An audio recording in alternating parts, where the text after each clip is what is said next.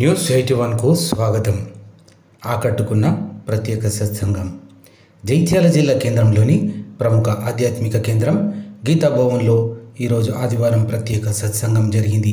ఈ కార్యక్రమంలో భజనలు, భగవద్గీత శ్లోకాలు, విష్ణు సహస్రనామాలు, అనేక రకమైన స్తోత్రాలు పఠించడం జరిగింది. ప్రముఖ సామాజిక కార్యకర్త తౌట రామచంద్రం పుట్టినరోజు వేడుకలు కూడా ఇక్కడే జరిగాయి. ఈ నేపథ్యంలో తాను మాట్లాడుతూ గడిచిన 30 ఏళ్లుగా ఆధ్యాత్మిక కేంద్రంతో తనకు అనుబంధం ఉన్నదని, తాను మైక్లో మాట్లాడడం, భజనలు చెప్పడం, సామూహిక విష్ణు సహస్రనామ పారాయణం, శ్రీ లలితా సహస్రనామ పారాయణం చేయటం ఈ ఆధ్యాత్మిక కేంద్రంలోనే నేర్చుకున్నానని, ఇక్కడి వాతావరణం వల్ల మనసుకు ఆహ్లాదంగా మనశ్శాంతి కలుగుతుందన్న భావన వ్యక్తపరిచారు.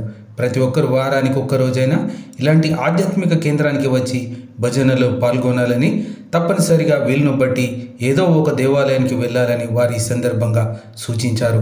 ప్రముఖ స్వర్ణ వ్యాపారవేత్త, బిల్డర్, వ్యాఖ్యాత, గీతాభవన్ కార్యదర్శి పాంపటి రవీందర్ నాలాంటి ఎందరినో ప్రోత్సహిస్తూ భజనలు చేయడానికి దోహదపడుతున్నారన్న విషయం గుర్తు చేశారు. ఈ కార్యక్రమంలో ప్రముఖ వ్యాపారవేత్త జిడ్గ కిషన్ తనయుడు రాము చెప్పే అనేక విషయాలు ఉపయుక్తంగా ఉంటున్నాయని, జయశెట్టి రవీందర్ కవిత శ్రోతలు ఆసక్తికరంగా విన్నారని ఈ సందర్భంగా వారు స్పష్టం చేశారు.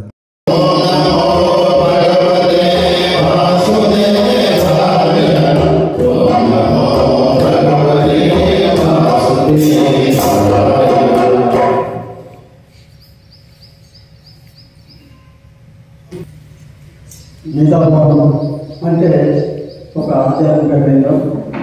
ఈ కేంద్రానికి ఎందుకు వస్తున్నామంటే వట్టిగా ఉంచుకోవడం కోసం కాదు, టైంపాస్ కోసం కాదు.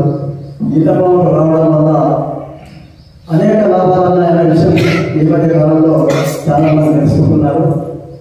ఆధ్యాత్మికత అంటే మనసుకు ప్రశాంతత కావాలంటే ఇలాంటి ఆధ్యాత్మిక కేంద్రానికి రావాల్సింది. ఒక దేవాలయంగా పోవాల్సింది, ఒక భజనలో పాల్గొనవలసింది. భగవంతుని భజన కన్నా ముఖ్యమైనది లేదు. ప్రముఖ బిల్డర్, గోల్డ్ వ్యాపారి, ప్రముఖ వ్యాఖ్యాత, గీతాభవనం కార్యదర్శి పాంపటి రవీందర్ గారు నాకు ఈ గీతాభవనంలో పరిచయం చేసి దాదాపు ఒక 25-26 సంవత్సరాలు వచ్చింది. అప్పటి నుండి ఇప్పటి వరకు కూడా ఆ భగవంతుని సేవలో వారి వల్లనే నిజంగా జరుగుతుంది. వారు నాకు అసలు చిన్నప్పుడు ఒక ఏకాలం దువ్వనాడంటే ఒక సినిమా పాటల పుస్తకం సినిమా పాటలు పడేవారు. దువ్వన నేర్చుకుంటున్న సమాచారం అంటే సినిమా వస్తుంది కదా అనే ఉద్దేశంతో సినిమాకి పోయేవారు. ఆ పుస్తకం కొనుక్కుంటే అలా పాటలను నేర్చుకొని పాట పాడేవాళ్ళని కానీ భజనలు నాకు తెలియదు. అలాంటిది రవీంద్ర గారి వల్ల ఈ భజన చెప్పడం, ముఖ్యంగా మైక్ పట్టాలంటే వణికేది. అలాంటిది రవీంద్ర గారు నాకు నిజంగా గురుదేవుడు. నన్ను అనునిత్యం ప్రోత్సహిస్తూ కలెక్టరేట్లో సైతం మాట్లాడగలుగుతున్నానంటే ఇక్కడ నేర్చుకున్న వారు పెట్టిన విద్యని అంటే చెప్పాలి. అలాగే మన జిడ్గ కిషన్ గారు సంస్కృత పదాలు అంటే ఎవరికి తెలియదు, అసలు నో తెలియదు. అలాంటిది భగవద్గీత శ్లోకాలు, విష్ణు సహస్రనామాలు, లలిత సహస్రనామాలు ఈరోజు అనంతరంగా అనుభవంగా మనం అందరం చదువుతున్నామంటే ఇది ఇప్పటికీ వారి పెట్టిన విషయం.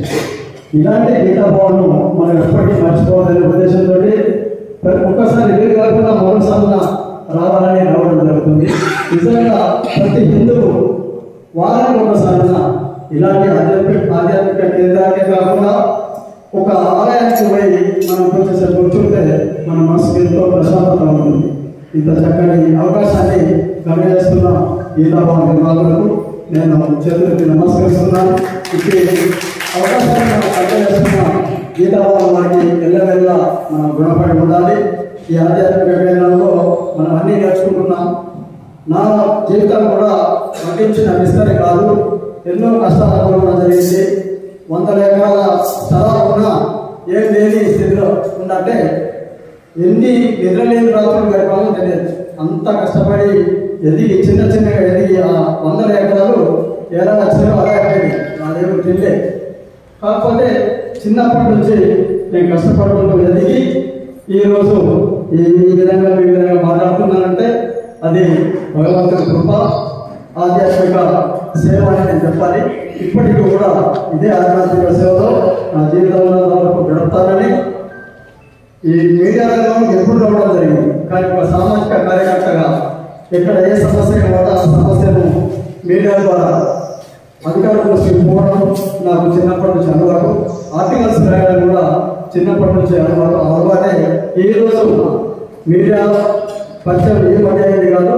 75లో 125 రూపాయలు పెట్టి ఒక చిన్న కెమెరా తీసుకొని దాంట్లో ఫోటో తీసేవాడిని. కరెంట్ లేని కాలంలో కూడా టార్చ్ లైట్ ప్రింట్ చేసేవాడిని.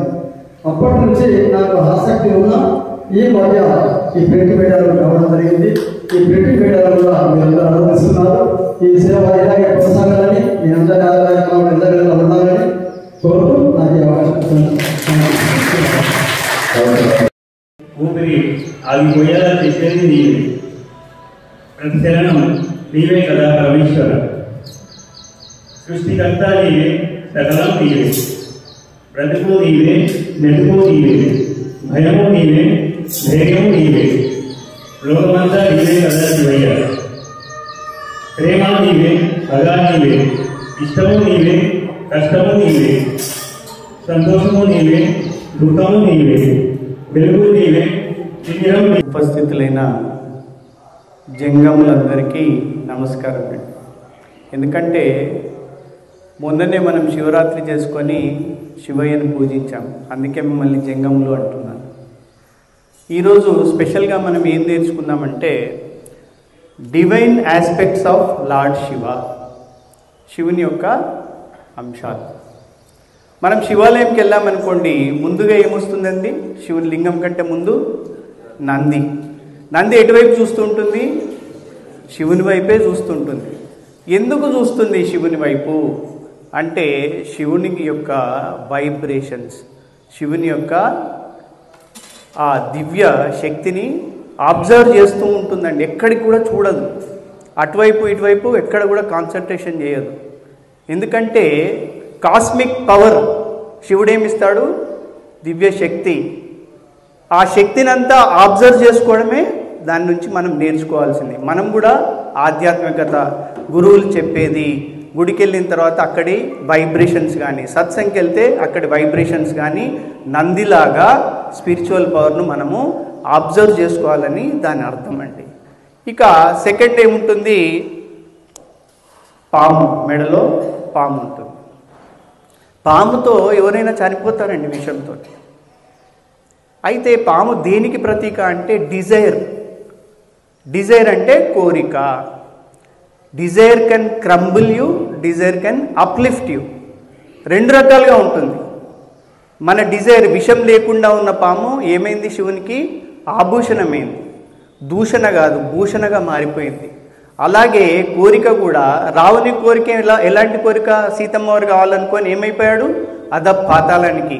చాలా గొప్పవాడు, తెలివివంతుడు, బలశాలి, అన్నీ ఉన్నాయి, కానీ కోరిక ఎలాంటిది? డౌన్వర్డ్స్ తీసుకుపోయింది. అదే ఎప్పుడు మనం లైఫ్లో ఏంటంటే ఆడిట్ చేసుకుంటూ ఉండాలి. మన కోరిక ఎలాంటిది, మంచిదా, మనం పైకి తీసుకెళ్తుందా లేదా నీచాన్ని తీసుకెళ్తుందా అని ఆడిట్ చేసుకుంటూ ఉండాలి. అది మనం పాముతో నేర్చుకోవాల్సింది. ఇక నెక్స్ట్ ఏముంటుందండి?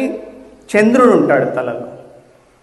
చంద్రుడు అంటే కామ్, కూల్, ప్రశాంతత. ప్రశాంతతతోని మీకు జీవితంలో ఎన్నెన్న ఇబ్బందులు రావచ్చు, ఏదైనా ప్రాబ్లమ్స్ రావచ్చు, కానీ ఒక శక్తి వస్తుంది. ఆ ప్రాబ్లమ్స్ని ఎదుర్కొనే శక్తి వస్తుంది. కామ్ అంటే CALM, దానికి ఒక డెఫినేషన్ ఇచ్చారండి.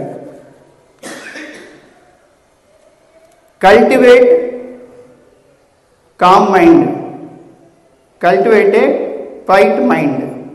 A stand for reflect questions. ఎలాంటి క్వశ్చన్స్? నేను ఎట్లా ట్రాన్స్ఫార్మ్ కావాలి, ఎలా కావాలనే క్వశ్చన్స్ అంటారు. L listen deeply. M stands for manifest of awareness, ప్రణాళికగా. ఇక నెక్స్ట్ వచ్చేసి గంగాదేవి. తలలో నుంచి గంగాదేవి వస్తుంది. అదేంటంటే జ్ఞాన గంగా, అంటే అండర్స్టాండింగ్.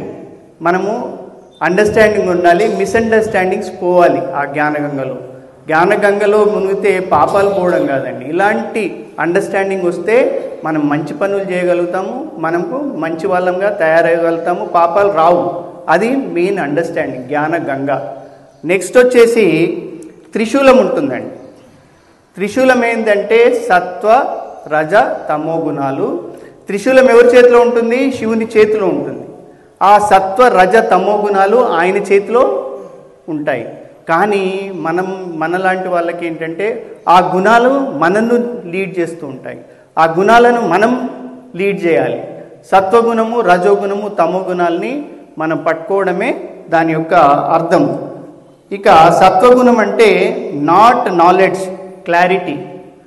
రజోగుణం అంటే యాక్టివిటీ కాదండి, యాక్షన్. యాక్టివిటీ బిజీగా ఉంటుంది, అది వేస్ట్ అండి. యాక్షన్ ఉండాలి దేంట్లోనైనా కూడా. ఇక తమో గుణం వచ్చేసి లేజినెస్ కాదు, రెస్ట్. రెస్ట్ అంటే ఎలాంటిది? యోగ నిద్ర లాంటిది. యోగ నిద్ర అంటే రెస్ట్, లేజినెస్ కాదు.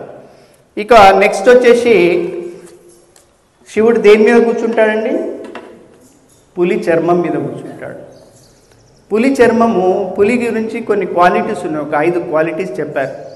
ఒకటేమో విజన్, ఇంకొకటి పవర్, నెక్స్ట్ స్పీడ్, స్కిల్, 5వది వచ్చేసి స్ట్రాటజీ. ఈ విజన్ అంటే ఫోకస్ అండి. అది పులి దేన్నైనా జింకను అటాక్ చేయాలనుకుందనుకోండి, ఎలా ఉంటుంది దాని ఫోకస్? దాని మీదనే, దేన్నైతే అటాక్ చేయాలనుకుంటుందో దాని మీదనే ఉంటుంది. మధ్యలో ఇంకొక జింక వచ్చినా కూడా చూడదండి. మనది కూడా స్పిరిచువల్గా ఫోకస్ దేని మీద ఉండాలంటే మన మూల అవిద్య మీద ఉండాలి. మూల అవిద్య ఏంటి? కొంతమంది కోపం ఉంటుంది, కొంతమందికి పవర్ కావాలని ఉంటుంది, కొంతమందికి మైక్ కావాలని ఉంటుంది. ఇలా మూల అవిద్య మీద మన ఫోకస్ ఉండాలి. అది పులి నుంచి మనం నేర్చుకోవాల్సింది. నెక్స్ట్ వచ్చేసి స్పీడ్. ఫాస్ట్ వేరండి, స్పీడ్ వేరండి. మనం స్పీడ్ దేంట్లో ఉండాలంటే ఆధ్యాత్మికతలో ఉండాలి. మనం ఏమనుకుంటాం, చాలా లైఫ్ ఉంది, చాలా ఏళ్ళు ఉన్నాయి, మనం ఇంకా చాలా టైం ఉంది అనుకుంటాం. కాదండి, ప్రతి ఒక్కరి ఒక కాలు శ్మశానంలోనే ఉంటుంది. నెక్స్ట్ సెకండ్ ఏమైందో ఎవరికీ తెలియదు. ఏజ్తో నిమిత్తం లేకుండా, వయసుతో నిమిత్తం లేకుండా స్పీడ్ దీంట్లో ఉండాలి. ఆధ్యాత్మికతలో స్పీడ్ ఉండాలని చెప్తున్నారండి. స్కిల్ గురించి మీకు తెలుసండి. ఇంకొకటి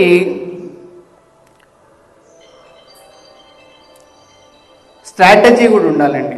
destroy of enemy of ignorance.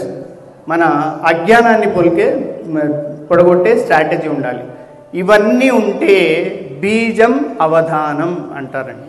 బీజం అంటే ఒక విత్తనం, అవధానం అంటే మెడిటేషన్ ఆఫ్ సీడ్ మీ దాంట్లో మీకు అలవడుతుంది. దాంతో మనము శివుని క్వాలిటీస్ అన్నీ వస్తాయి. శివుని క్వాలిటీస్ వస్తే వాస్తు గోడలు పడగొట్టే అవసరం లేదండి, మన వాస్తు అంతా సరిగా ఉంటుంది. ఇలాంటి అవగాహనతో, అంటే మనం ఏం చేసాం మొన్న నీలా